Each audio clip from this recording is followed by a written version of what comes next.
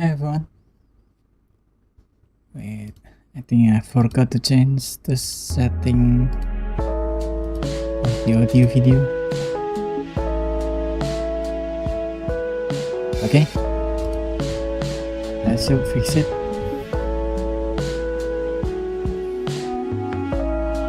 I wonder if I should starting the stream by using this camera. I don't see why you want to watch it like this though.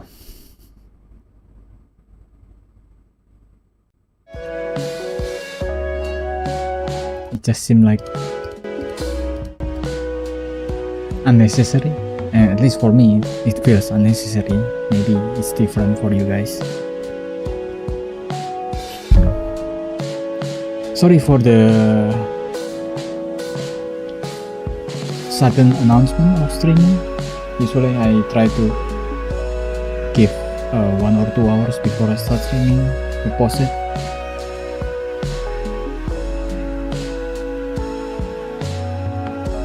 But I was planning to stream the new Metal Gear Solid, and I don't think I got either I didn't get the right Metal Gear or they scam me with the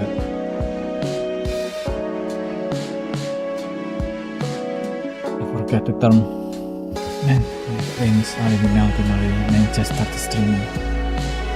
Now today is a work day, and so you know I had that as an excuse at least.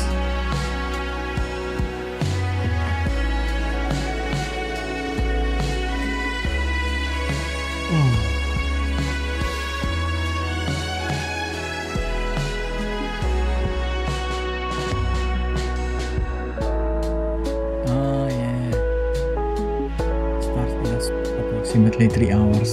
God damn.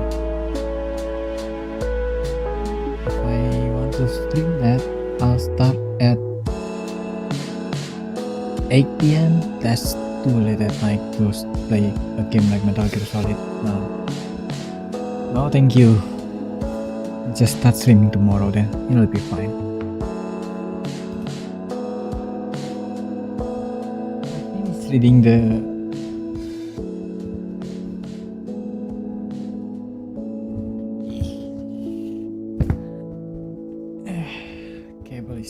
necessary, but unfortunately I want to do long streams and having cables is just easier to manage for long streams because it doesn't use any battery, and by using earbuds I can alternate between my left and right ears, so when one of them started hurting I just use the other one. I finished this The Coin by Yasmin Zahar. If you like books that have a lot of underlying where you need to read between the lines, where almost every scene and every sentence have a different connotation, a different meaning that you can read into, a very Kafka story, I recommend it. It's really good.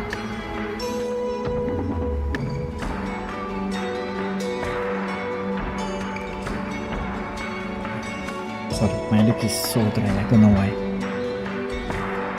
Today what I want to read, also as usual, streaming Canvas, trying to reply to some letters. I want to read this. It's by Yanis Varoufakis. I don't know if I spelled that correctly, and I simply do not care. The title of the book is Talking to My Daughter, A Brief History of Capitalism. And I forgot who recommend this to me, but I want to read more about the basic knowledge of capitalism because I've only read the 23 Things They Don't Tell You About Capitalism by Han Jun Kang, I think, and that one is really good. I want to know more. And besides that, I've also watched a few videos about those topics. So at least I know more than the basic knowledge that I have from the previous book that I read. But I want to add more on top of it, so that's why I read this one. Because I think this one was written by the author because his daughter started asking him question that is, well, understandably difficult to answer because the reality of the world is that it is a difficult topic to talk about, especially if you're trying to explain it to a child.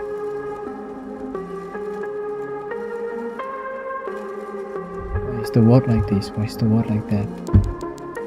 And even if he have the answer and he can talk about it to other adults, I mean, even other adults sometimes doesn't know what capitalism is. Sometimes their understanding is still just capitalism is where you work to make money and then that's it. So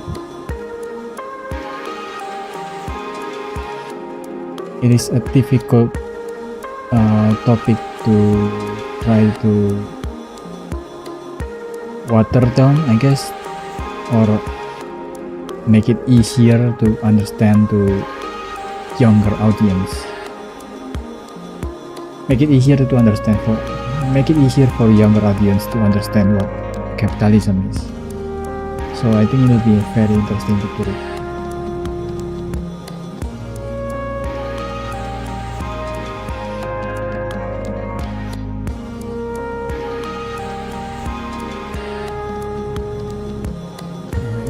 As usual, let's start again and then start replying to some letters.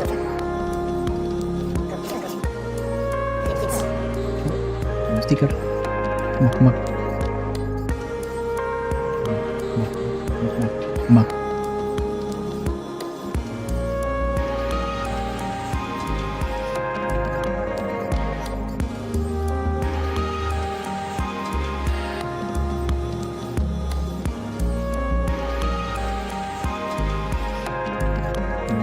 One.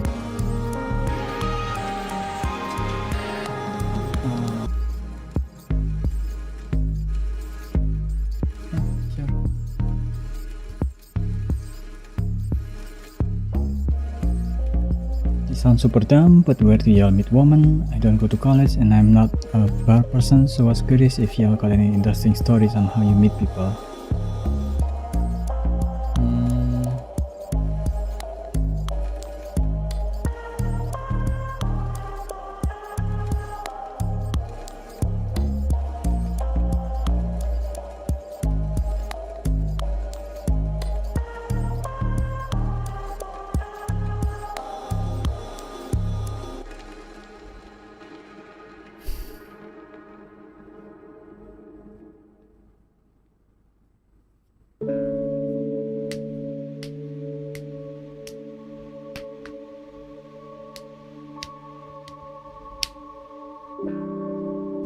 Depends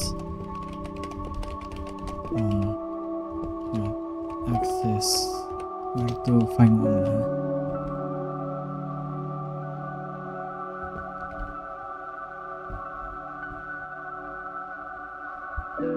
What access you have? What access you have? I don't think that's the right sentence or the right words to use. Sorry, I'm still a bit cooked from my work, but it'll be fine. There's also a video I need to finish editing and another book that I want to start. So many things to do.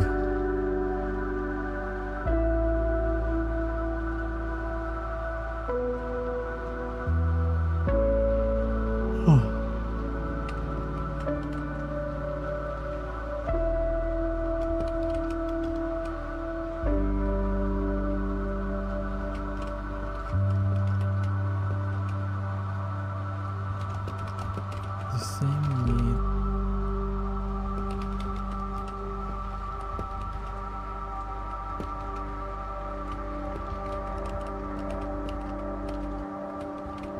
socialize with other people. You can go to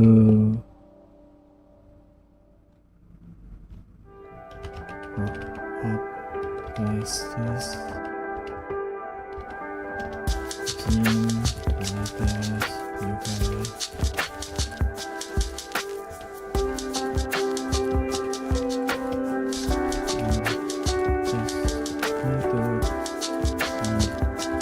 Basic learning policies.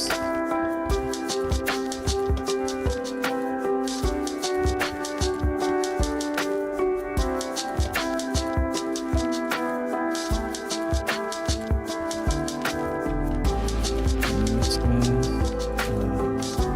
cooking.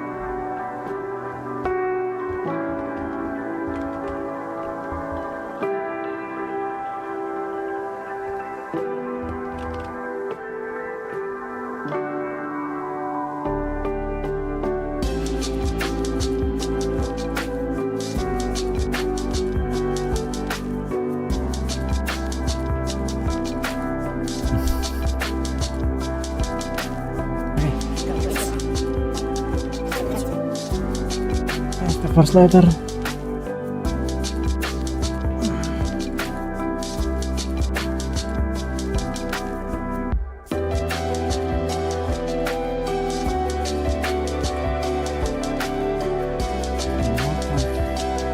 Reading apps. Using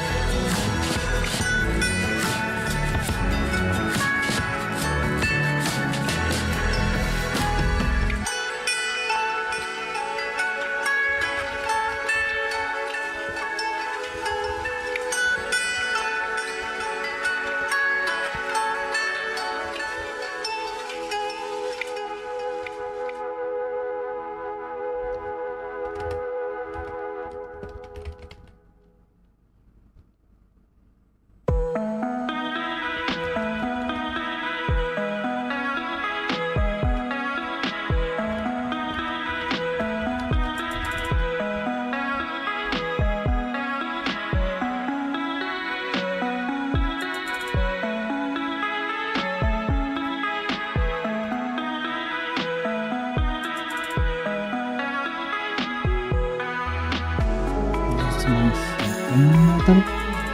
I think this is the same guy as before. He's kind of down bad, huh?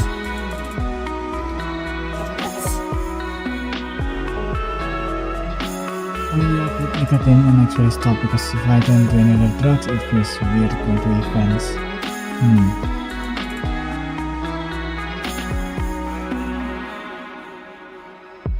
Is this the same guy still?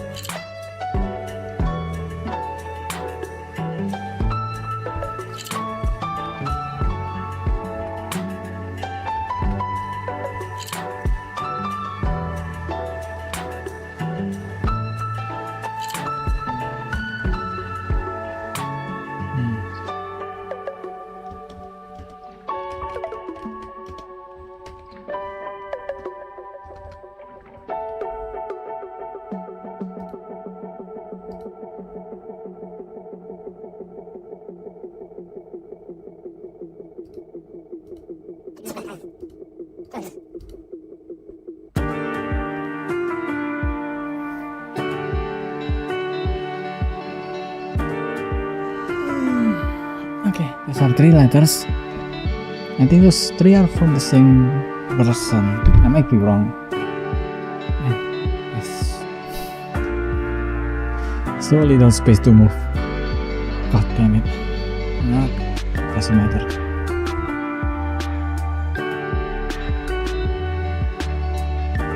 Okay, let's read for a bit. I think the prologue is not even that long.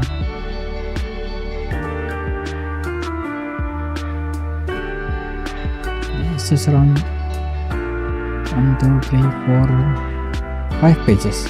Yes, that's easy. Okay, this is Talking to My Daughter, A Brief History of Capitalism by Yanis Varoufakis. So the prologue, this book grew out of my Greek publisher's invitation back in 2013 to talk directly to young people about the economy. My reason for writing it was the conviction that the economy is too important to leave to the economists. So a lot of quote-unquote economists are just basically capitalists.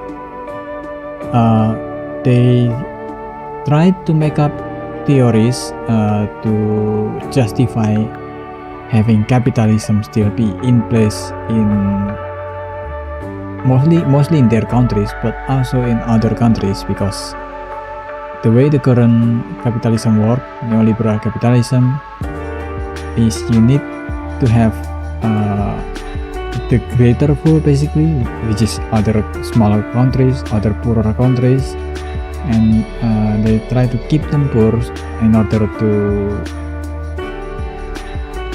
suck up the wealth of those countries. It's exploitation. And economists are the people who are making up theories to justify them. That's why a lot of countries uses GDP as the indication of their wealth, even though GDP does not mean that the country is doing well, because GDP average everything.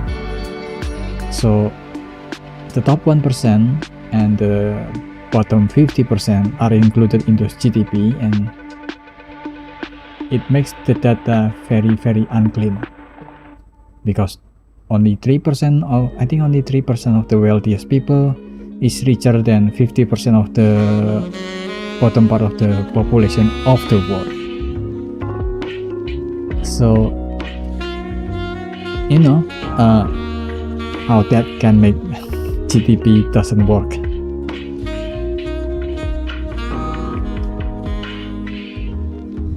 If you want to build a bridge, better to leave it to the experts, to the engineers. If you need surgery, better to find a surgeon to operate. But books that popularize science are important in a world where the President of the United States waged open war against it and our children eschew science courses. Cultivating a broad public appreciation of science through a protective shield around the scientific community that must produce the expert society needs. In this sense, the small volume here is quite different from those books.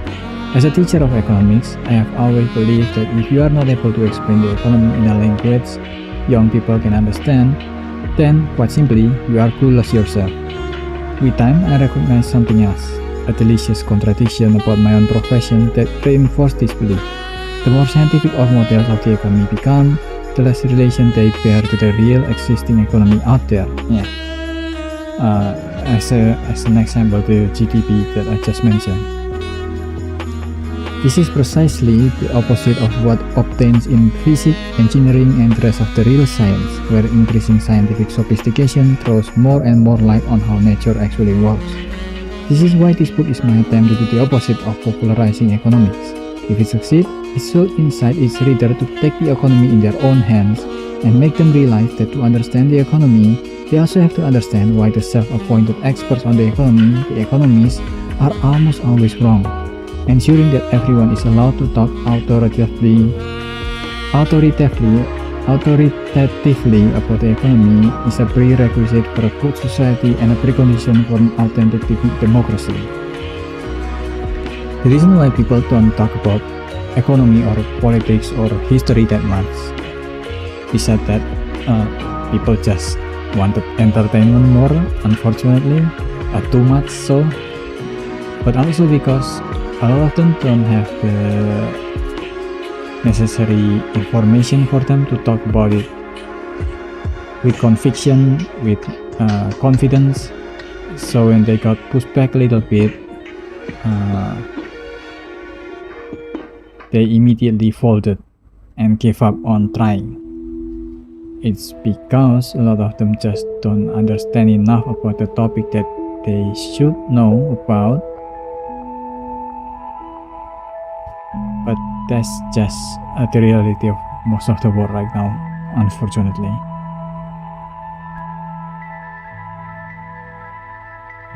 The economy ups and downs determine our life. Its forces make a mockery of our democracies. Its tentacles reach deep into our soul, where they shape our hopes and aspirations. If we defer to their experts on the economy, we effectively hand to them all decisions that matter. There was another reason I agreed to write this book. My daughter Rosinia is now almost constant absence in my life. Living as she does in Australia and I in Greece, we are either far apart or when we are together, counting the days until the next separation. Talking as if to her about things that the scarcity of time never allowed us to discuss felt good. Writing the book was a joy. It is the only text I have written without any footnotes, references, or the paraphernalia of academics or political books. Unlike those serious books, I wrote it in my native tongue. In fact, I just sat down at our island home in Aegina, overlooking the Saronic Gulf and the mountains of the Peloponnese in the distance, and let the book write itself, without a plan or a professional table of contents or blueprint to guide me.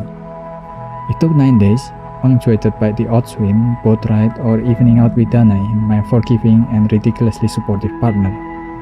A year after the book was published in Greek, life changed. The collapse of the Greek and European economics pushed me through the rabbit hole of a ministerial position in the midst of an almighty clash between the people who elected me and a global oligarchy.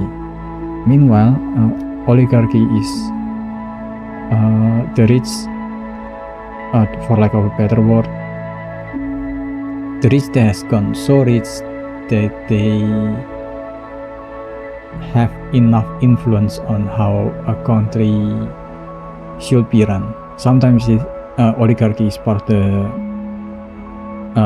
government, and other times oligarchy is not part of the government, it's just the corporates. For example, oil company, they have oil pack or think tank where they can donate to certain politician and then influence their decision on what policy they should and should not make. That's why a lot of climate change problem is not answered, because the people who donated, the oligarchy who donated to the politician, tell them, basically influence them, hey, don't take this position that makes drilling oil more difficult, or that makes drilling oil in countries that are not theirs impossible. So,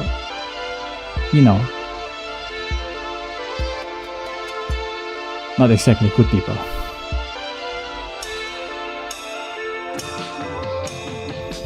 Meanwhile, thanks to my new role, this little book was being translated into many languages. Its musing acquiring large audience in France, Germany, Spain, and several other places. The only major language that it was not translated into was English. Now, with the help of Jacob Moore, who translated from the original Greek, and the good people at Penguin Random House, Will Hammond in particular, it is appearing in the language in which I usually write.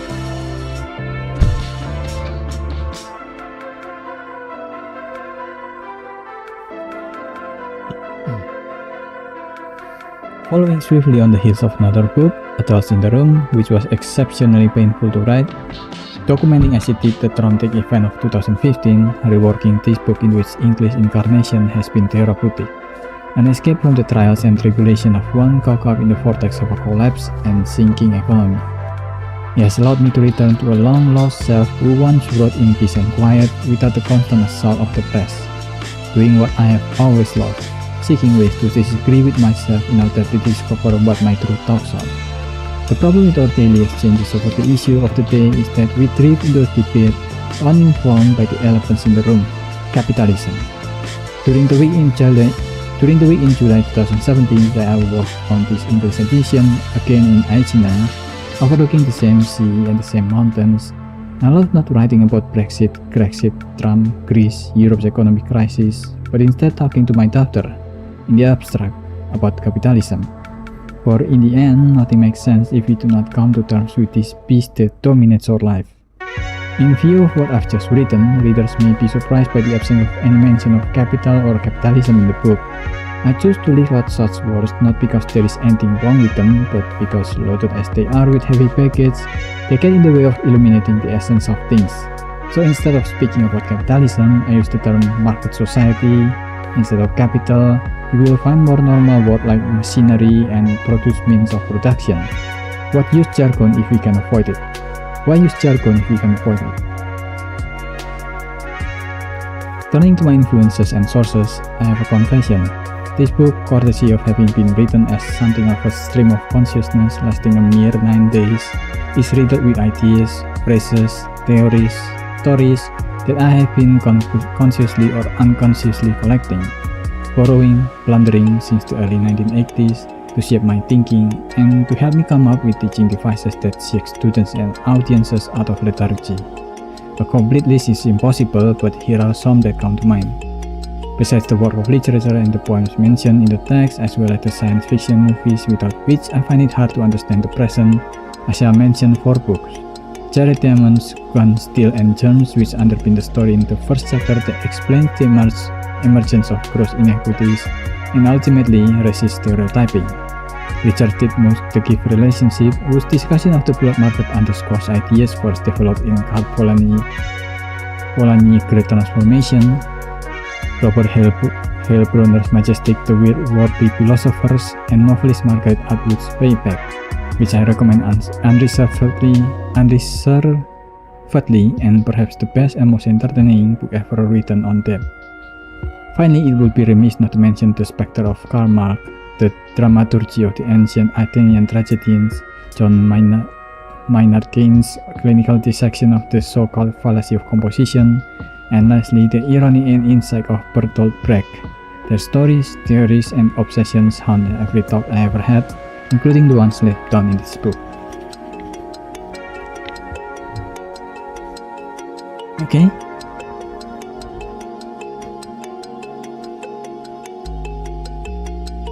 As introduction, let me find my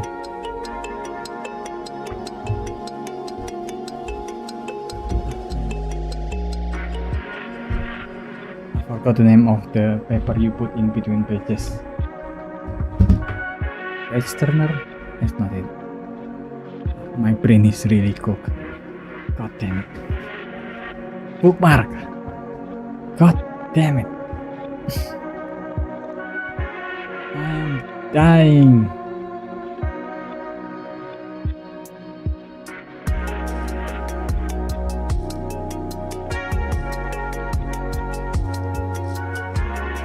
So as I said, based on this introduction, is a book that is trying to make the concept of capitalism more digestible to younger audiences. So it will not use any big words like apparently capitalism is a big word, which I don't think so. But I guess most people don't understand what capitalism is, so that also makes sense. I'll know more after I read the book, but for now that's the introduction, and I want to reply to some more letters.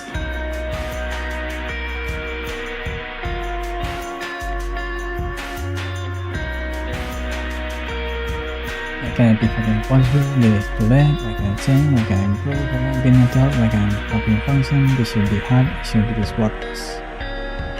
Maybe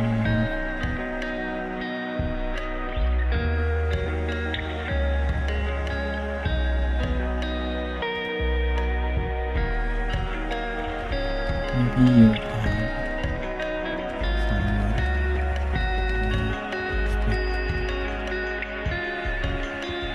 mental condition, race housing, race issues.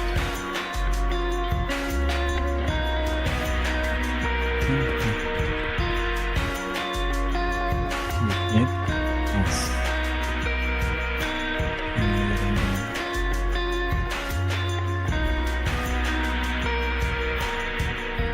the same with answers.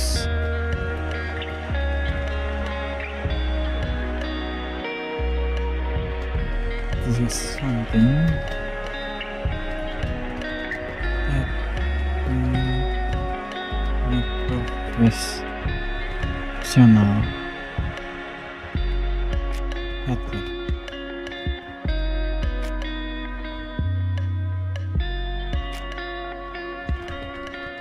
My only input is to not be too close to yourself. It's good to be self-reflecting, but not to the point of self-congratulating. I think that the right word.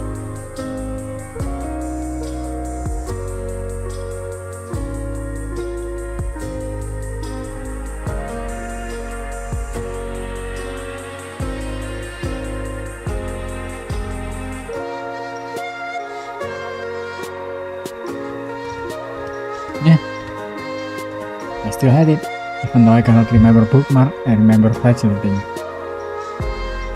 How to brain work? How brain work? How?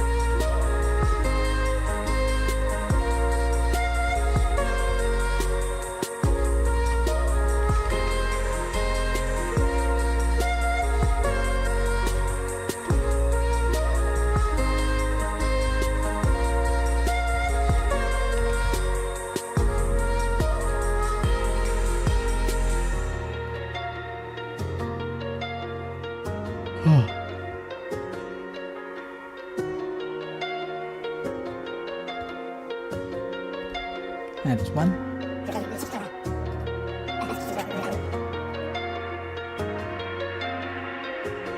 The prescription glasses are helping me with astigmatism.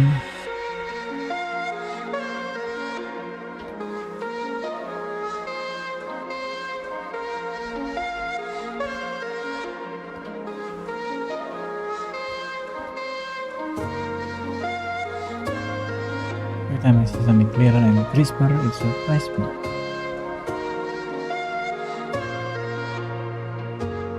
I think I missed the first part of this.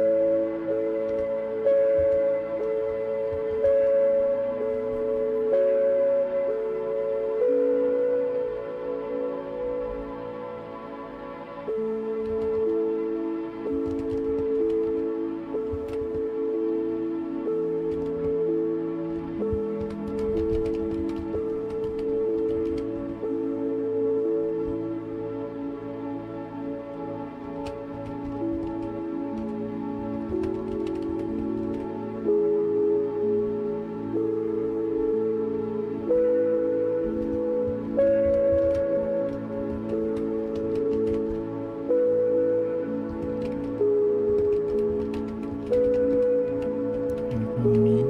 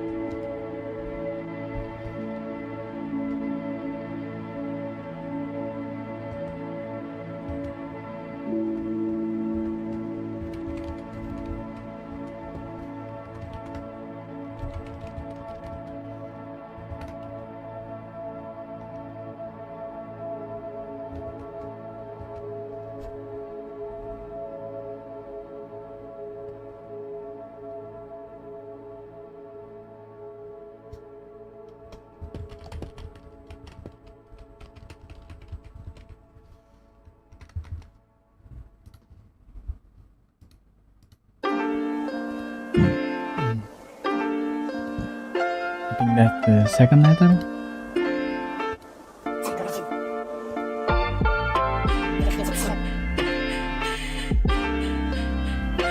Proximity. My worst enemy and myself, also my worst enemy. Smiling that I would love to just hang out with someone, have someone text me out of the blue. Maybe I do have that. It's more like group talk. After isolating, I have to start from scratch. Brr.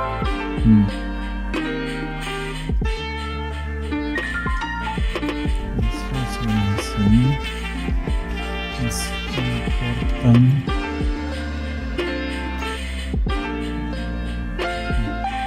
to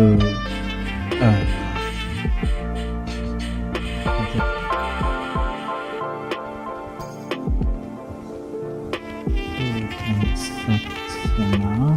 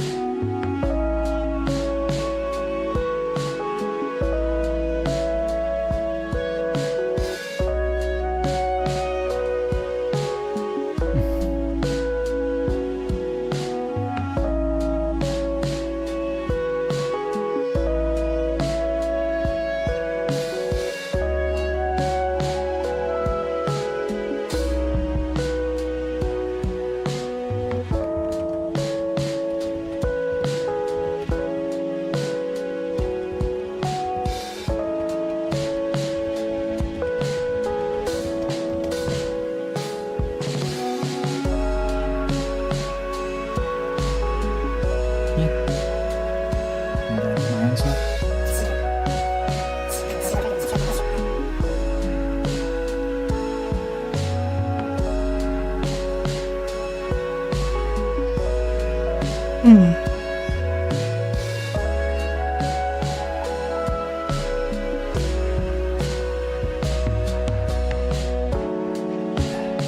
I need to take a pee break and also I need some more water. My mouth is very dry, I don't know why.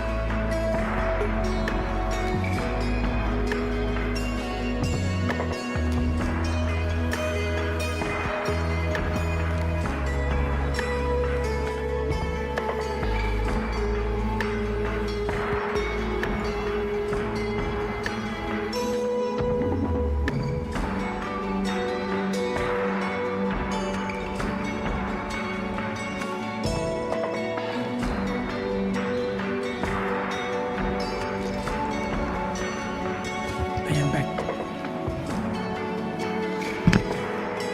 Chinese? Nothing? Okay.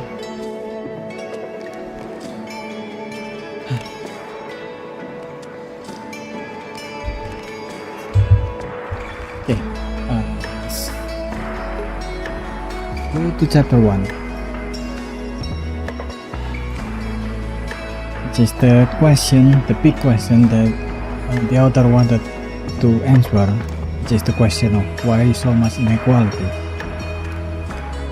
All babies are born naked, but soon after, some are dressed in expensive clothes bought at the best boutiques, while the majority wears rags. Once they've grown a little older, some get annoyed every time relatives and godparents bring them yet more clothes, since they will prefer other gifts such as the latest iPhone, while others dreams of the day when they might be able to head to school without holes in their shoes. This is the kind of inequality that defines our world. From a young age, you seem aware of it, even though it was not part of your everyday life. Because, truth be told, the school we send you to isn't attended by children condemned to lives of deprivation or violence, as the overwhelming majority of the world's children are. More recently, you asked me, why so much inequality, Dad? Is humanity that stupid? My answer didn't satisfy you or me, for that matter. So please let me give it another try by posing a slightly different question this time. Why didn't the Aborigines in Australia invade England? Living and growing up in Sydney as you do, your school teacher has spent many hours and lessons making you and your classmates aware of the hideous injustice perpetrated by white Australian on the country's original inhabitants, the Aborigines, or of their splendid culture, which white European colonialists trampled underfoot for over 2 centuries, and of the conditions of shocking poverty in which they still live as a result of those centuries of violence, theft, and humiliation. But did you ever wonder why it was the British who invaded Australia, seizing the Aboriginals' lands just like that, almost wiping them out in the process, and not the other way around? Why didn't Aboriginal warriors land in Dover, quickly advancing to London, murdering any Englishman who dared resist, including their queen? I bet no one teacher at your school dared to raise that question. But it's an important question, and if we don't answer it carefully, we risk thoughtlessly accepting either that the Europeans were ultimately smarter and more capable, which was certainly the view of the colonizer at that time, or that the Aboriginal Australians were better and nicer people, which is why they themselves didn't become brutal colonizers. Even if it were true, the second argument boils down to much the same thing as the first. It says there is just something intrinsically different between white Europeans and Aboriginal Australians, without explaining how or why, and nothing legitimizes crimes like those committed upon the Aborigines and others better than arguments of this sort. These arguments must be silenced if only because they can emerge from within your own mind, tempting you to accept that history's victims deserve what they got because they were not smart enough. So the original question, why so much inequality between people, blends into another more sinister question. Is it not simply that some groups of people are smarter and as a result more capable than others? If this is not the case, why is it you've never seen in the street of Sydney the kind of poverty you encounter on your visit to Thailand? Markets are one thing, economy is another. In the bubble of Western prosperity you're growing up in most grown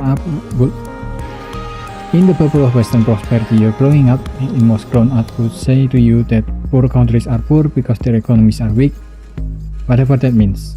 They will also say to you that poor people in your own community are poor because they do not have anything to sell that others really want, that in short, they have nothing to offer the market. This is why I have decided to talk to you about something called the economy. In your world and mine, any discussion of why some people are poor whereas others are stinking rich, or even why humanity is destroying planet Earth, revolves around that thing called the economy. And the economy is related to any other thing known as the market. To have any say in humanity's future, you cannot afford to roll your eyes and switch off the moment words like economy or market are mentioned. So let me begin with a common error that many make. They think that markets and the economy are one and the same thing. They are not. What exactly are markets? Markets are places of exchange. At the supermarket, we fill our trolley with things in exchange for money, which the seller, the owner of the supermarket, or the employee paid with money from the register. Later exchanges for other things that they want. Before money was invented, exchanges were direct. A banana will be exchanged directly for an apple or maybe two apples. Today, with the internet in full swing, a market does not even have to be a physical place, like when you get to me to buy you apps on iTunes or vinyl records from Amazon. Obviously, we had markets since we were living up in the trees, since before we developed the capacity to grow food. The first time one of our ancestors offered to trade a banana for some other fruit, a market exchange of sorts was in the air. Banana. But this was not a true economy. For an economy to come into being, something else was needed. A capacity to go beyond just gathering bananas from trees or hunting animals. A capacity to produce food or instruments that would not have existed without human labor. Two big leaps, speech and surplus. Some 82,000 years ago, humans had made the first big leaps. Using our vocal cords, we managed to speak and move beyond inarticulate cries. 70,000 years later, that is 12,000 years ago, we made the second big leap. We succeeded in cultivating land. Our ability to speak and to produce food, instead of just shouting about and consuming what the environment naturally provided, wild game, nuts, berries, fish, gave rise to what we now call the economy. Today, 12,000 years after humanity invented agriculture, we have every reason to recognize that movement as truly historic. From the first time humans managed not to rely on nature's bounty, they learned with great effort to make it produce goods for their own use. But was this a moment of choice and exhalation? Not at all. The only reason humans learned to cultivate the earth was that they were starving. Once they had hunted down most of their prey with savvy hunting method and multiplied in numbers so rapidly that produce from the trees was insufficient, humans were forced by dire need to adopt methods for cultivating the land. Like all technological revolutions, this wasn't one that humanity consciously decided to start. Where humans could avoid it, as in Australia where nature provided enough food, they did so. Farming took hold where humans would have perished otherwise. Gradually, through experimentation and observation, the technology that allowed us to farm more efficiently evolved. But in the process, as we developed the means to grow food, human society changed drastically. For the first time, agricultural production created the basic element of a true economy: surplus. What is surplus? Initially, surplus simply meant any produce of the land that was left over after we had fed ourselves and replaced the seeds used to grow it in the first place. In other words, surplus is the extra bit that allows for accumulation and future use. For example, wheat saved for a rainy day, if the next harvest were to be destroyed by hail, or used as extra seed to be planted next year, increasing production and the surplus in the years to come. You should take notes of two things here. First, hunting, fishing, and the harvesting of naturally occurring fruits and vegetables could never yield a surplus even if the hunters, the fishermen, and the gatherers were super productive. Unlike grains, corn, rice, and barley, which could be preserved well, fish, rabbits, and bananas quickly rotted or spoiled. Bananas. Second, the production of agricultural surplus gave birth to the following marvels that changed humanity forever: writing, debt, money, states, bureaucracy, armies, clergy, technology, and even the first form of biochemical war. Let's take this one by one.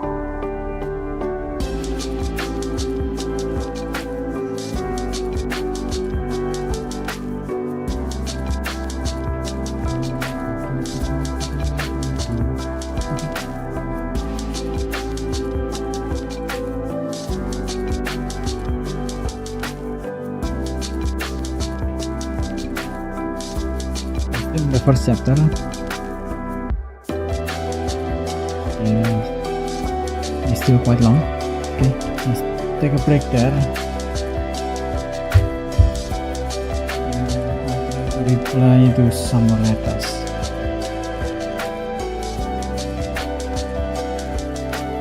How's everyone going, by the way? I'm kind of glad that my video that I released on Monday got a bit more view compared to the first half a day it was released. I tried to change the title and the thumbnail Tuesday earlier this morning, and it got some more views compared to yesterday, so I'm happy about that.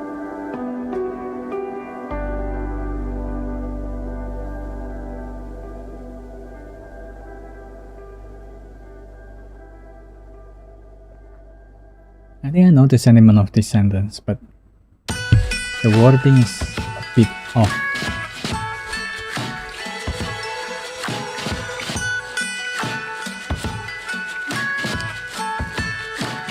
If you ask your friend if your mutual friend block you up, I mean if they complain about you then honest, so bad, but I feel like it's not my life.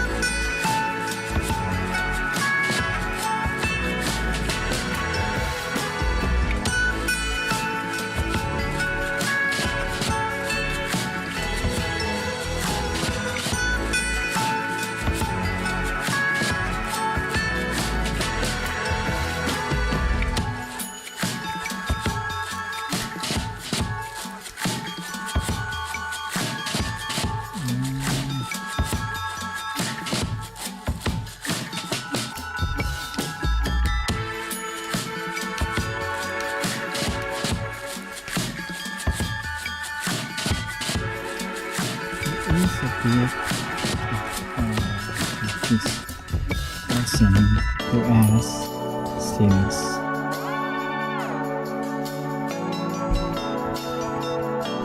because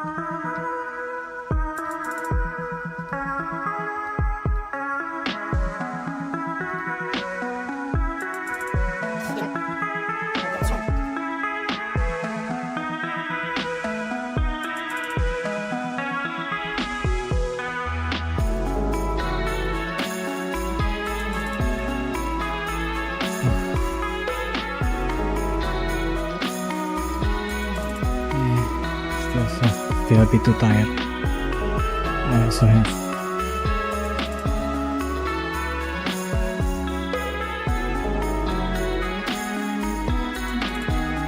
a video that I need to finish editing, and tomorrow morning I have a meeting at the office.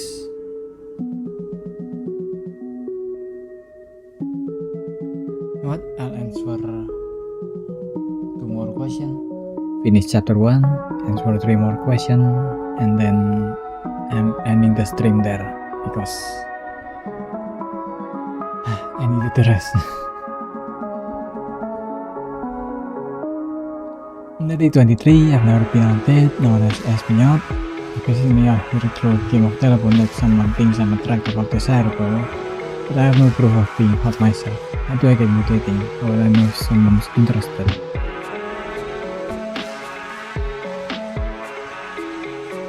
I need to understand first that dating is not just about looks.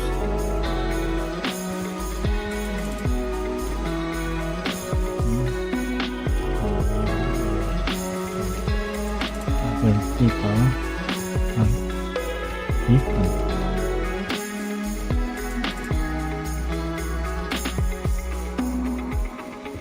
It's just if you're spending nation only come from pop cultures,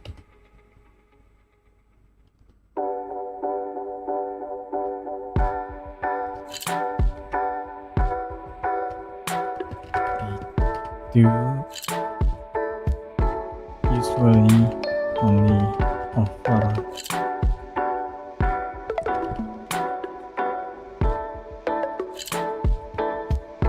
that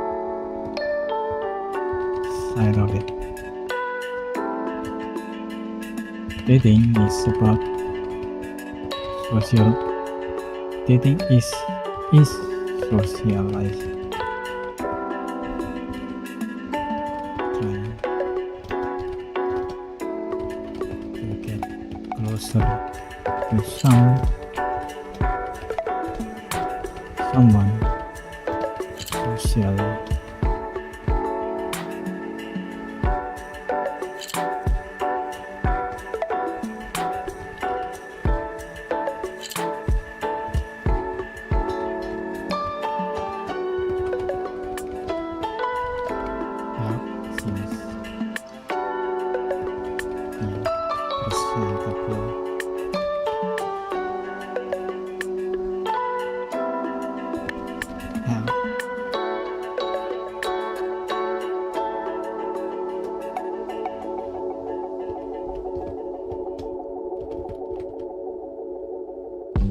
But being able to socialize with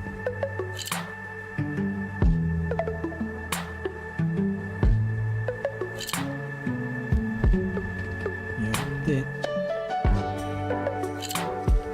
is even better.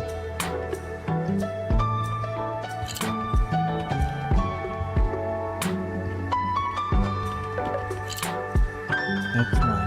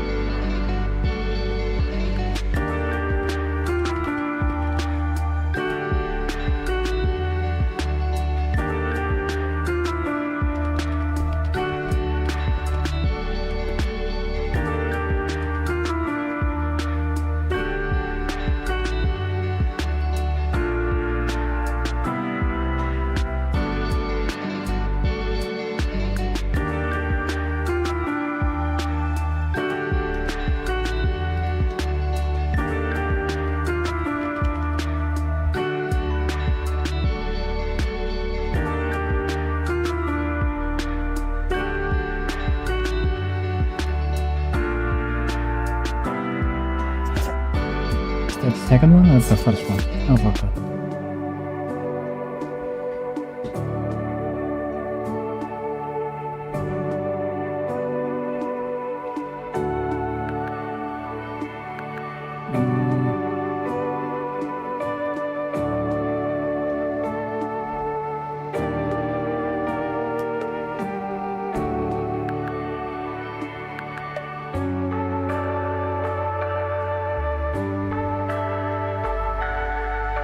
These are things that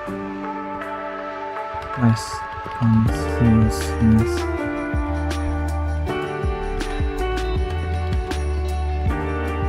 is not part of.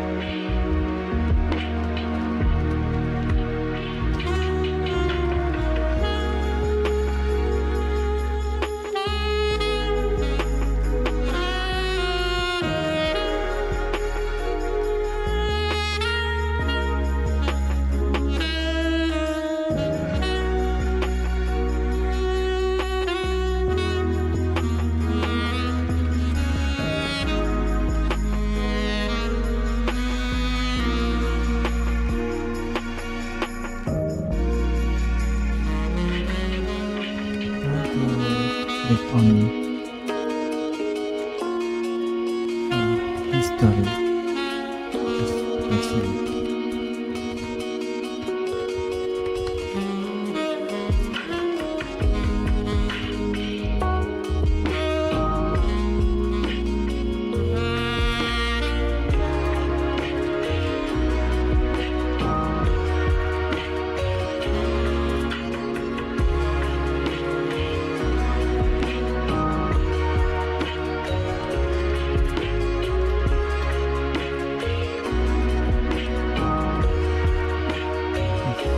To spot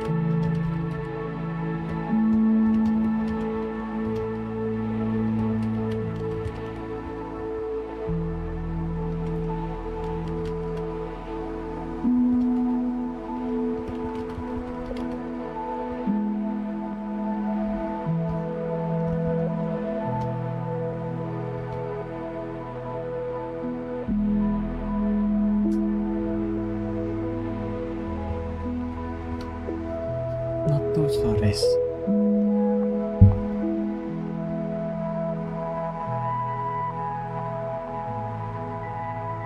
Yeah, those forest. That's like okay. I wasn't wrong then.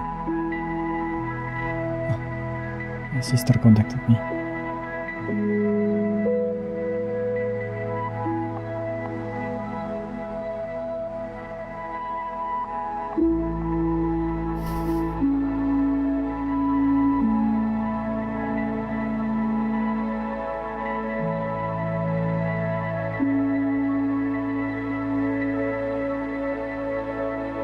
Also some notice from work.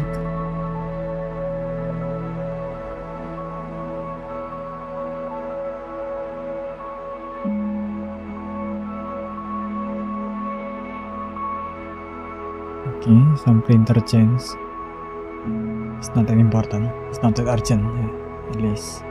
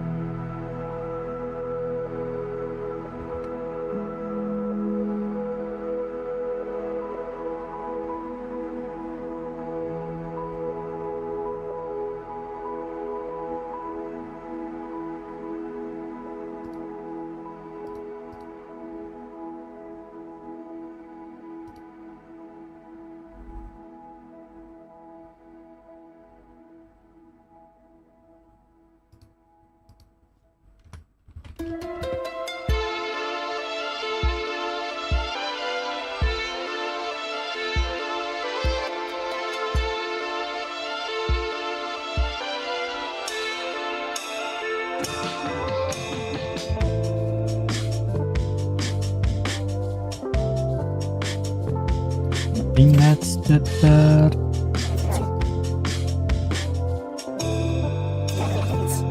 Oh, creature. We microcosm. That's good.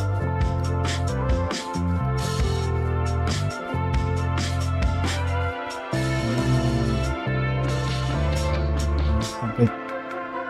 Only one more sticker for that.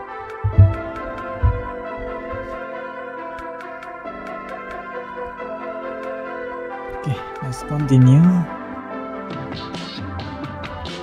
Writing. This is I think, yeah, marvels that change humanity forever. The first one he mentioned, the author mentioned, is writing. We know from archaeologists that the first forms of writing emerged in Mesopotamia, which is where Iraq and Syria are now. But what did they record?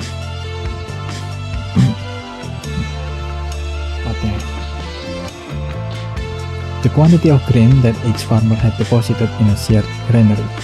This was only logical. It was difficult for each individual farmer to build a granary for storing their surplus, and simpler if there was a common granary overseen by a guard which every farmer could use. But such a system required some sort of receipt. For example, that Mr. Nabok had deposited 100 pounds of grain in the granary. Indeed, writing was first created so that these accounting records could be kept, so that each individual could prove what quantity they had stored in a common granary. It is no coincidence that society is now in need of developing agricultural cultivation in places where wild games, nuts and berries were never in short supply, as was the case for Aboriginal Australian societies and indigenous communities in South America, kept to music and painting and never invented writing. Debt, money and the state. Accounting record of how much wheat belonged to our friend Mr. Nabok were the very beginning of both debt and money. Based on archaeological finds, we know that many workers were paid initials engraved with numbers, indicating the pound of grain that rulers obtained for their labors in the field. Since the amount of grain the shields referred to had often not been harvested yet, the shields were a form of debt owed to workers by their rulers. At the same time, the shield were also a form of currency, since workers could exchange them for products produced by others. But the most interesting discovery has to do with the first appearance of metal currency. Most people believe it was invented to be used in transaction, but this wasn't the case. In Mesopotamia, at least metacurrency that didn't physically exist was used in written accounts to express how much farm workers were owed. For example, the accounting log would note Mr. Nabuk has received grain valued at 3 meta coins, even though those meta coins had not been minted yet and might not be for many years. In a sense, this imagined form of money used to facilitate real exchanges was a virtual currency. So when people tell you that today's economy is very different to the economy of the past, citing the virtual payment made possible by digital technologies, tell them that there is nothing new. That virtual money has existed ever since the economy was invented, following the agricultural revolution 12,000 years ago and the creation of the first surplus. In fact, even when metal currency was forged, it was often too heavy to circulate, so the value of the grain Mr. Nabuk was owed was expressed as a proportion of the weight of the large piece of iron. In any case, Mr. Nabuk never went around with metal currency in his pocket. All he carried on him was an IOU, often in the form of a shell with writing on it, indicating pounds of grain or shares of large immovable blocks of iron. Now the thing about virtual currency and those IOUs is that to work they need a great deal of faith. Mr. Nabuk had to believe, he must have had faith, in the willingness and capacity of the controllers of the granary to give him the grain he was owed once it was produced. And others must have believed that too before accepting Mr. Nabuk's IOUs exchange for oil or salt or in order to help him build his hut. This is the origin of the word credit. It comes from the Latin credere, which means to believe. For such faith to prevail and give value to the shares, i.e. the currency, people need to know that they were guaranteed by someone or something very powerful. This might be a ruler descended from the gods, a mighty king of royal blood, or later something resembling a state or government, an authority that could be trusted to have the future power to reimburse Mr. Nabuk with his share of the grain surplus, even if the individual ruler were to die. And then the third invention is bureaucracy, army, and clergy. Debt, money, faith, and state all go hand in hand. Without debt, there is no easy way to manage agricultural surplus. As debt appeared, money flourished. But for money to have value, an institution, the state, had to make it trustworthy. When we talk about the economy, this is what we are talking about: the complex relation that emerges in a society with a surplus. And as we examine these relations, what also becomes clear is that a state could never have been born without surplus, since a state requires bureaucrats to manage public affairs, police to safeguard property rights, and rulers who, for better or for worse, demand a high standard of living. None of the above would be conceivable without a hefty surplus to sustain all of these people without them having to work in the fields. Nor could an organized army exist without a surplus, and without an organized army, the power of the ruler, and by extension the state, could not be imposed, and the society's surplus would be more vulnerable to external threats. Bureaucracies and armies were made possible by agricultural surpluses, which in turn created the need for bureaucracies and armies. The same was true of the clergy. The clergy? Yes. Surplus brigade organized religion. Let's see why. Historically, all the states resulting from agricultural societies distributed their surplus in an outrageously unequal manner to the benefit of those with social, political, and military power. But as strong as these rulers were, they were never strong enough to face down the vast majority of impoverished farmers, who, if they joined forces, could overthrow the exploitative regime in a matter of hours. So how did these rulers manage to maintain their power, distributing surplus as they pleased, undisturbed by the majority? The answer is by cultivating an ideology which caused the majority to believe deep in their hearts that only their rulers had the right to rule, that they lived in the best of all possible world, that everything was the way it was destined to be, that the situation on the ground reflected some divine order, that any opposition to them clashed with that divine power's will, threatening to send the world spinning out of control. Without this legitimizing theology, the power of the state didn't stand a chance. So just as the state had to exist in perpetuity, surviving the death of its ruler, the ideological grudge for state power needed to be institutionalized too. The people who performed and instituted the ceremonies that served this purpose were the clergy. Without a large surplus, there would be no capacity to create a religious institution with complicated hierarchies of clergy, since the holy man and woman did not produce anything. At the same time, without organized religion, the ruler's authority over the generation and distribution of the surplus would be very unstable and prone to insurrections by the majority, whose share of the surplus was usually tiny. This is why for thousands of years, the state and the clergy were one and the same.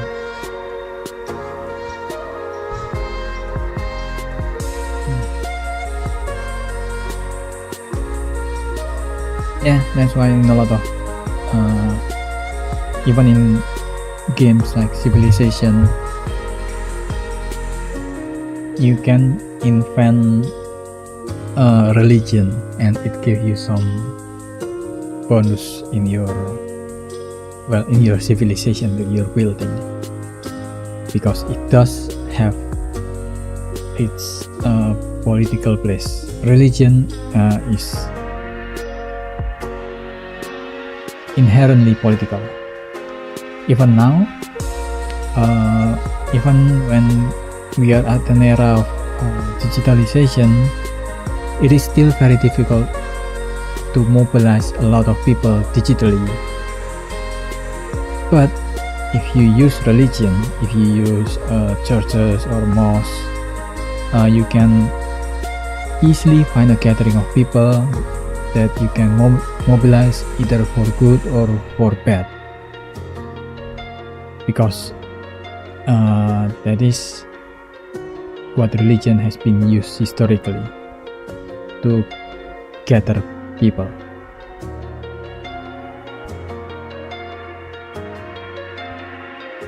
Okay,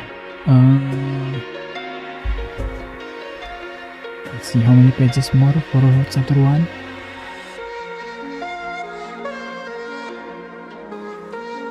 Not that much. Okay, let's just continue. I'll for 3 more letters first, just to catch a break for a bit.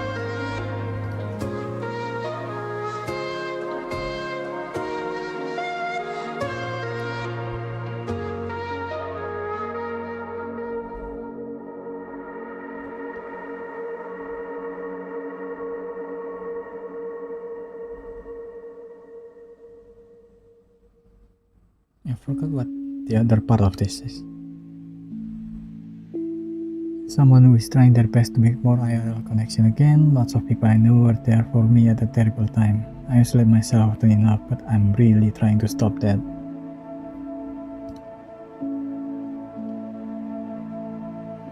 As good as the internet is at connecting people,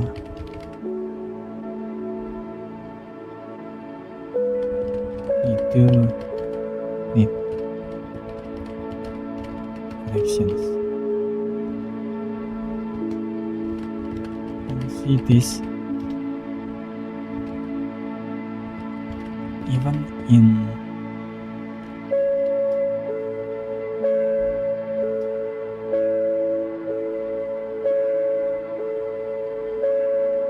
content creators.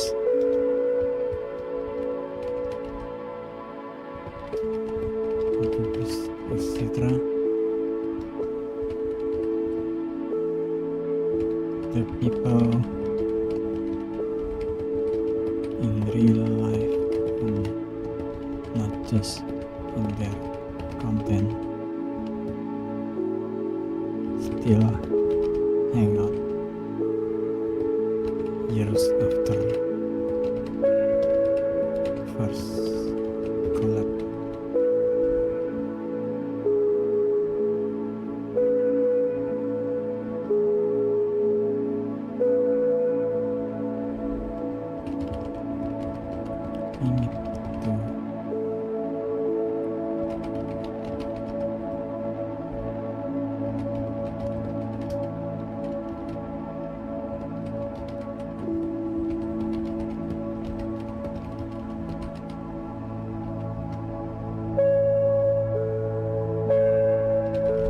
Thankfully, is social skill is a skill that you can learn as long as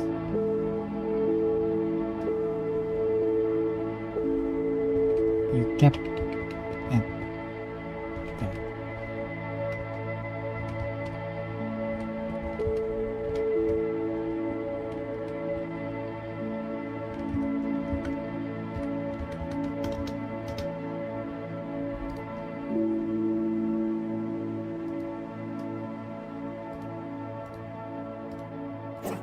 Okay, that's one.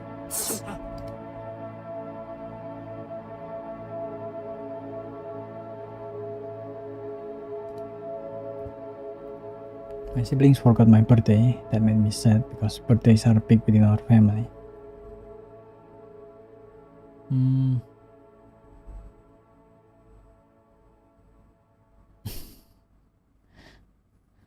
I don't know what to say to that. That's...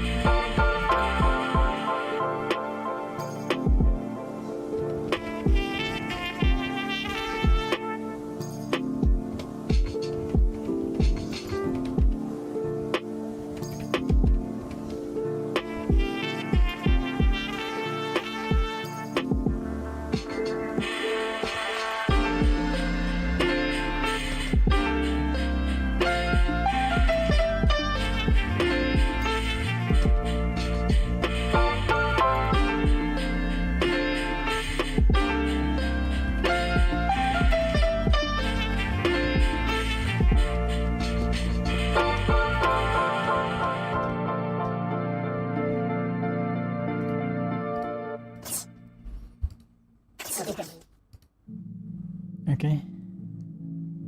This is the third one. Writing for months. This is all my fault. 1 meal a day, no sleep, doom scrolling.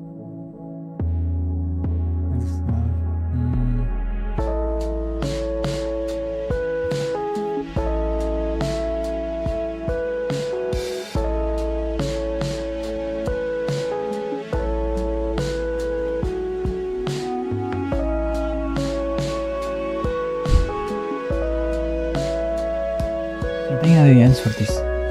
Yeah, this. That's the second part of this letter. I think so.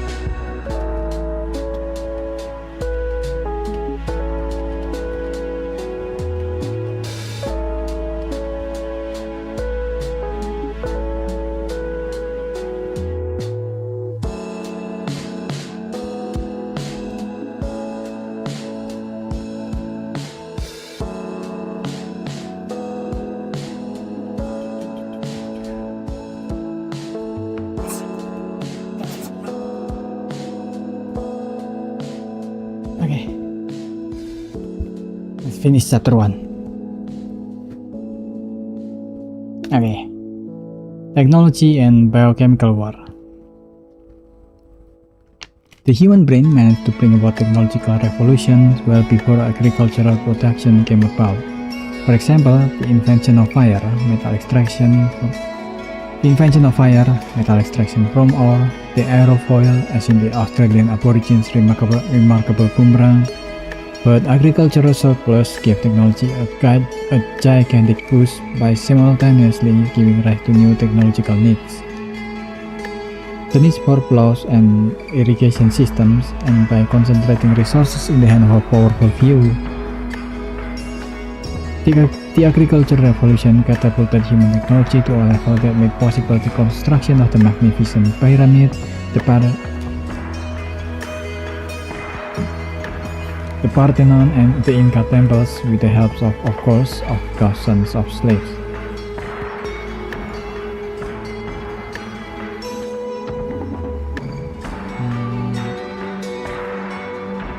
There's a slight bit of inaccurate information here.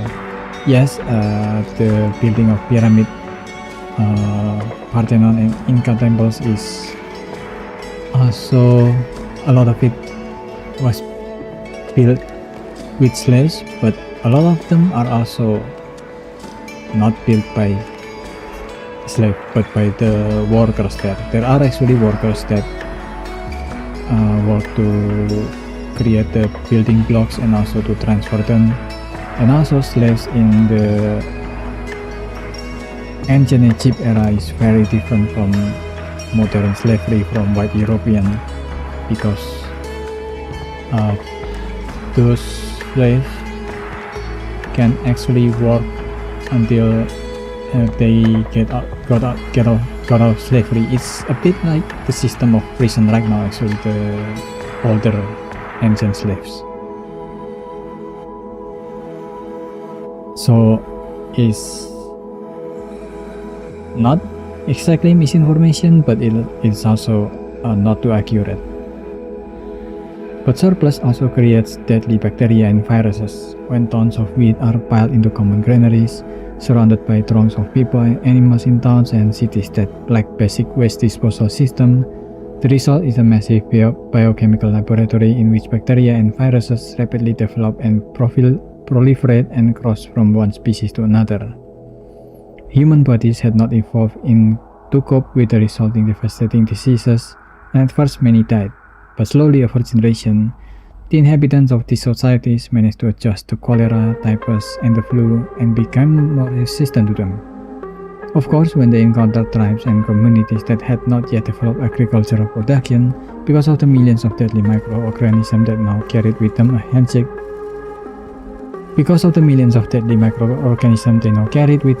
handshake was enough to wipe most of the tribespeople out.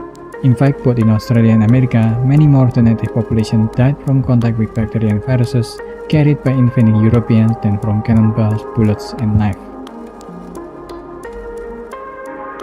In some cases, the European raiders even engaged knowingly in biochemical war. On one occasion, a Native American tribe was devastated when a delegation of European colonies gifted them blankets knowingly seeded with smallpox virus. I'm glad that was mentioned. I thought I was going to just brush past that. Back to the question, why did the British invade Australia and not the opposite? Time to revisit the tough question I started off with. Why did the British invade Australia instead of the Aborigines invading England? More generally, why did all imperialist superpower emerge in Eurasia and not one from Africa or Australia? Does it have to do with DNA? Certainly not. The answer lies in what I have just been telling you. We saw how in the beginning was surplus, and from agricultural surplus there emerged writing, debt, money, and states, and from these economies emerged technologies and armies. Simply put, the geographical condition in Eurasia, the nature of the land and the climate meant that agriculture and surplus and all that went in with it took hold with great force, leading to the emergence of best rulers of state in command of armies, equipped with technologies such as guns, and made even more lethal by the biochemical weapons they carried in their bodies and on their breath. In countries like Australia, however, things were different. For a start, food was never in short supply, since 3 to 4 million people living in relative harmony with nature had exclusive access to the flora and fauna of a continent the size of Europe. As a result, there was no reason to invent the agricultural technology that allows for the accumulation of surplus, or for that technology to be adopted when the opportunity presented itself. Today we know, you at least certainly do, that the Aborigines had poetry, music, and myths of tremendous cultural values, but they didn't have the means to attack other people or to defend themselves from the armies, the weapons, and the germs that agricultural surplus producing economies engender. In contrast, the British, coming from Eurasia, had been forced by climate and need to generate large surpluses and all that came with them, from seagoing vessels to biochemical weapons, and as a result, when they arrived on the Australian coast, the Aborigines didn't stand a chance. And what about Africa? You might reasonably ask. Why did not a single African country grow powerful enough to threaten Europe? Why was the slave trade such a one-way street? Maybe the Africans weren't as capable as the Europeans after all. Nothing of the sort. Take a look at a map and compare Africa's shape to Eurasia. The first thing you'll notice is that Africa extends more to the north and south than it does to the east and west, starting off at the Mediterranean, extending south to the equator, and then continuing until it reaches the temperate climates of the southern hemisphere. Now take a glance at Eurasia. It does just the opposite, beginning of the Atlantic and spreading east all the way to the Chinese and Vietnamese coasts of the Pacific Ocean. What does this mean? It means that if you cross Eurasia from the Pacific to the Atlantic, you'd encounter relatively few changes in climates, whereas in Africa, as you travel from Johannesburg in the south to Alexandria in the north, you will pass through all kinds of climatic zones, some such as the tropical jungle or the Sahara Desert, very extreme. And why does this matter? Simply because African societies that develop agricultural economies, current-day Zimbabwe for example, found it much harder to expand since their crops didn't travel well, refusing to take root further north by the equator or even worse in the Sahara. On the other hand, once the people of Eurasia discovered agricultural protection, they expanded west or east almost at will. Their crops, wheat in particular, could be planted further and further afield, forming a single fairly homogeneous farming realm from Lisbon to Shanghai. It was the perfect terrain on which to mount invasions, with one farming people hijacking another surpluses and adopting their technologies and to fashion entire empires. Another type of inequality, geographical condition predetermined that Africa, Australia, and the Americas would be colonized by Europeans. It had nothing to do with DNA, character, or intelligence.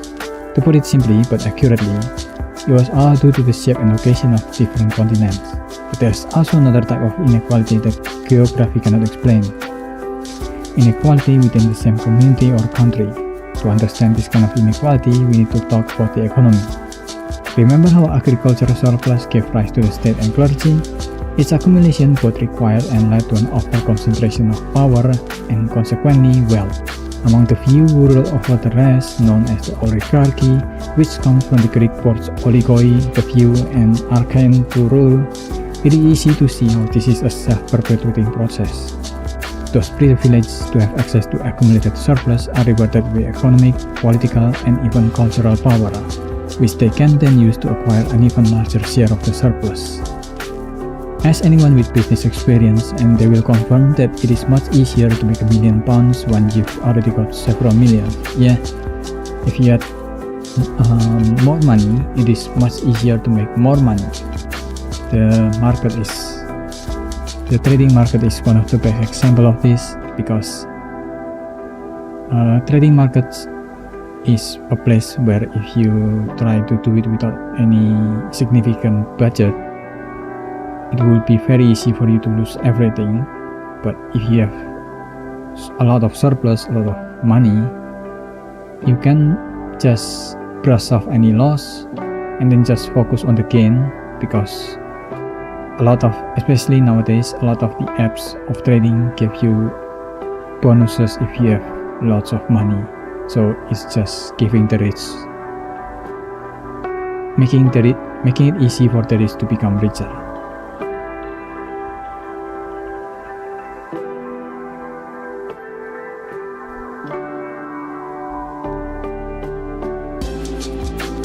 On the other hand, if you've got nothing, even £1,000 might seem like an unreachable dream. So inequality flourishes at two levels. First, on a global level, which explains why certain countries enter the 20th and 21st centuries third poor, while others enjoy all the advantages of power and wealth, often secured by looting the poorer countries.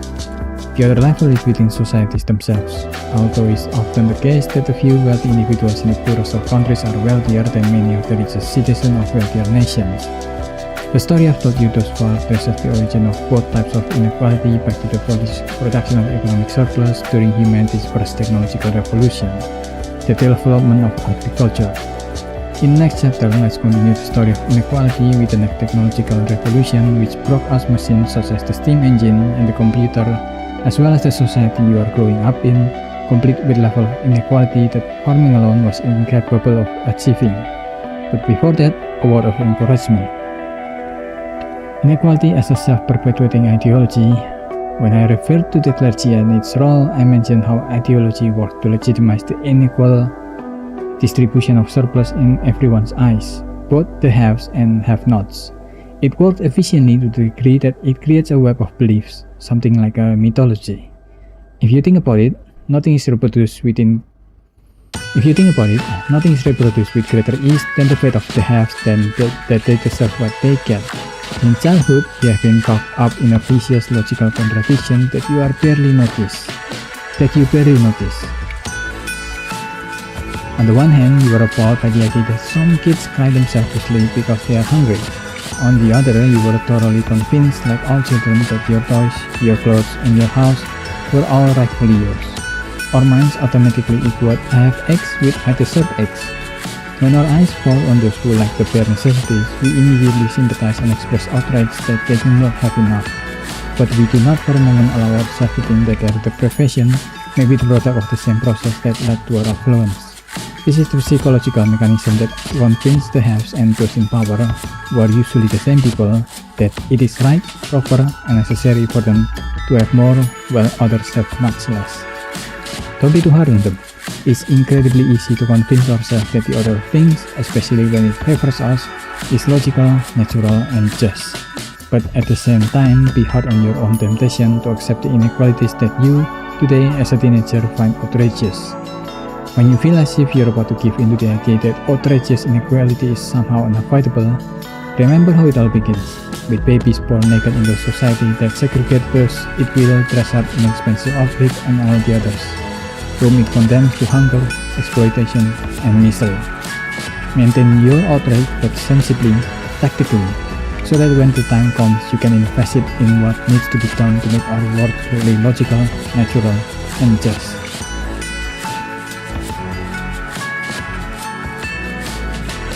So far it's really good.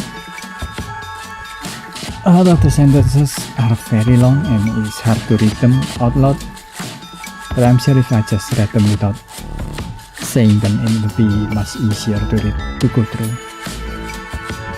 There's also a lot of big words, despite him saying that he'll try to avoid words like even capitalism is a choice.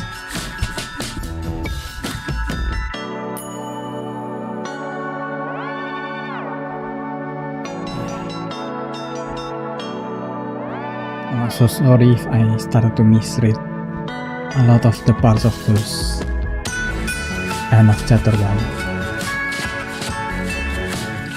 I'm really starting to feel all the work from the day. And also I did went to the gym earlier to a little bit of exercise, so that's also that. But if I don't do that, it's going to be even worse for me in the future. Unfortunately, why is our body built like this?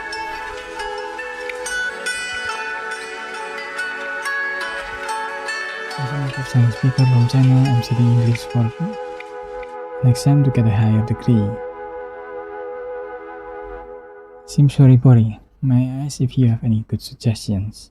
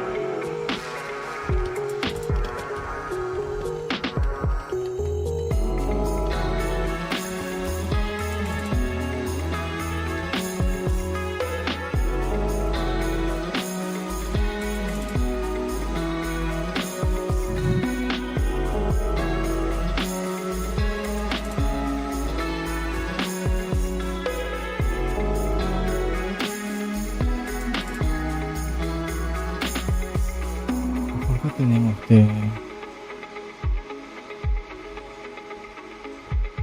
name of the activity with the yes and.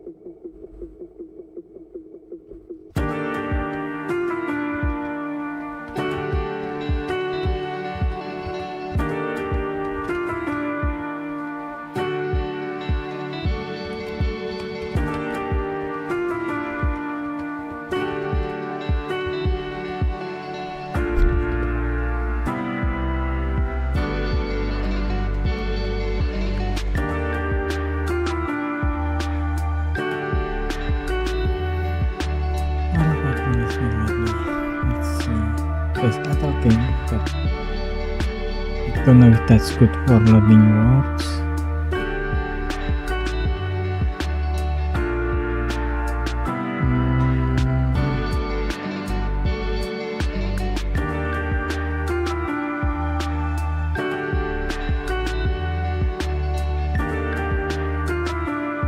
So maybe Kendrick is also not a good idea.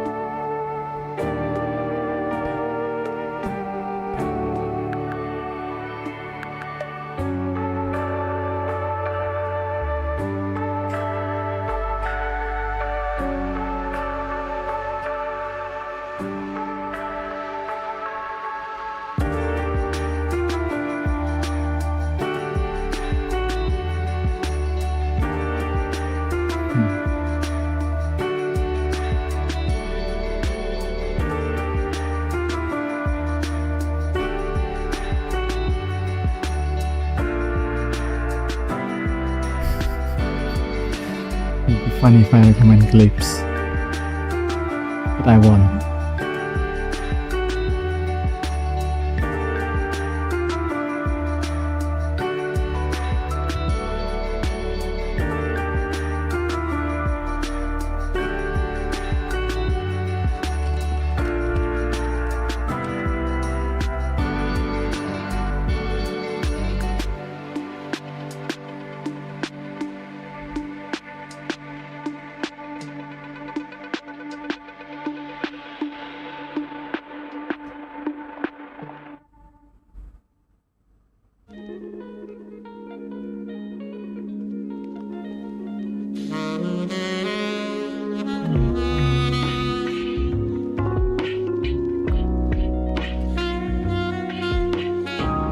Blackbox will also be a funny recommendation. They are good, they're really good musicians. Or maybe I should Black Midi maybe?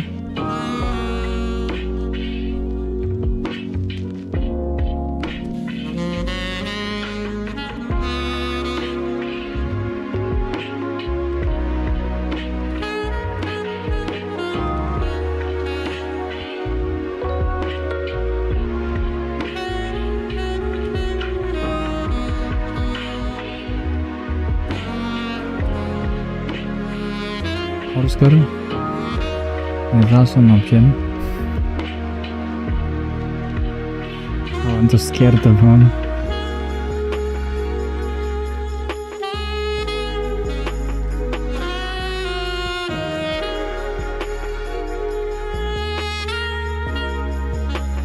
Camera there is also a good option.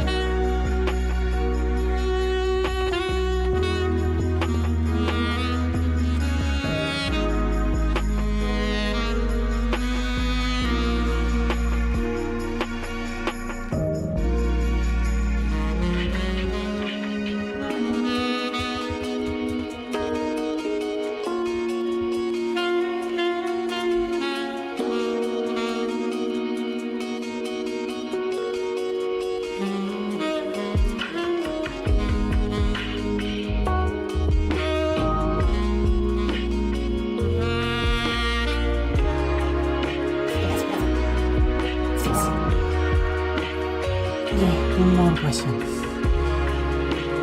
Kata becomes always make me feel pressure into doing things.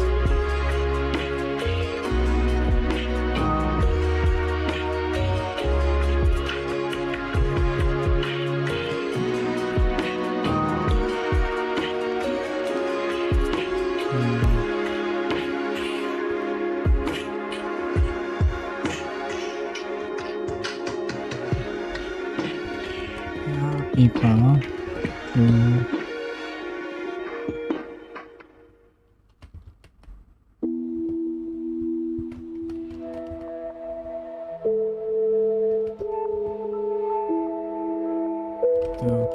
at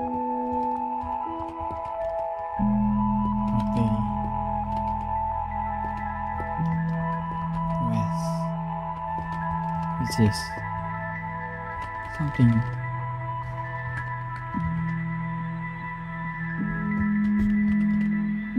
more messy.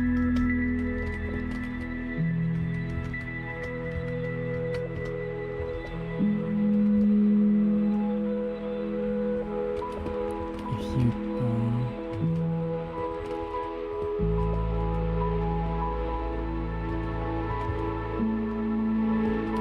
for you,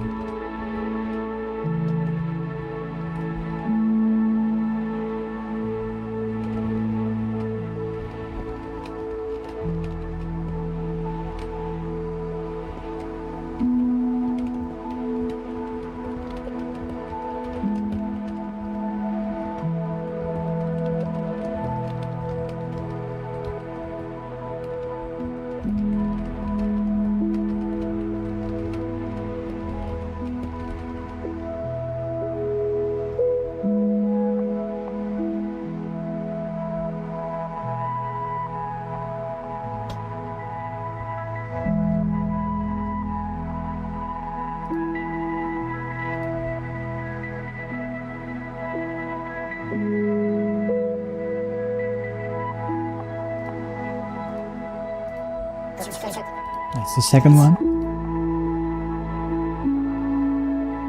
I feel so weird around people, even if I'm just young and lonely, but sometimes I feel I'm just trying to get people to like me or worry about how I seem instead of enjoying myself.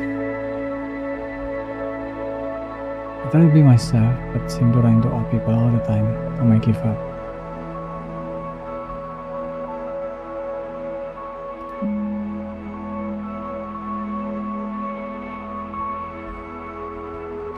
Maybe you have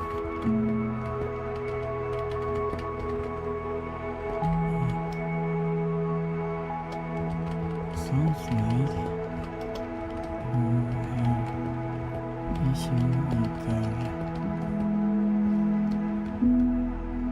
not an issue difficulty either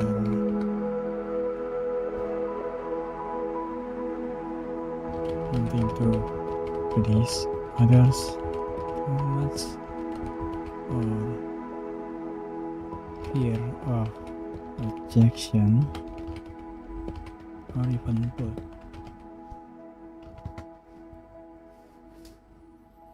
It is something that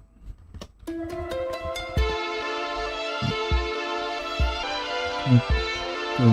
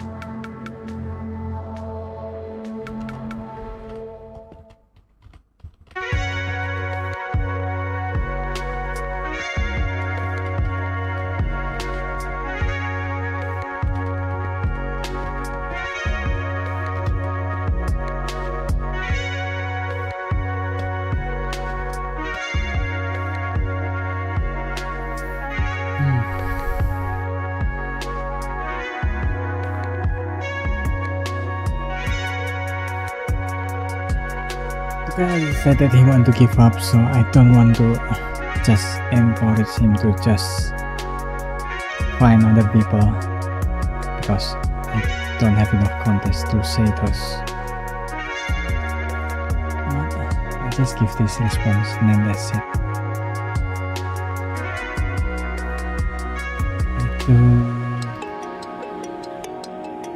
I need to go edit my video again.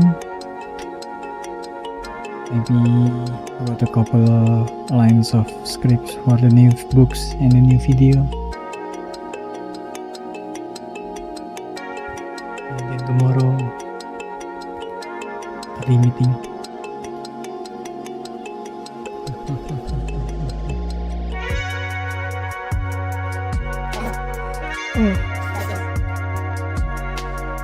That's for it, guys.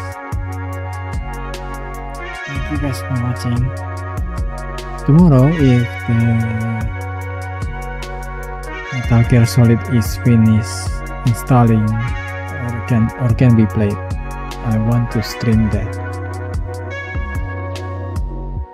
But I guess we have to find out tomorrow. For now, I am too tired to do anything else, so I'll end the stream here. Thank you guys for watching. I'll see you guys next time, okay? Bye bye.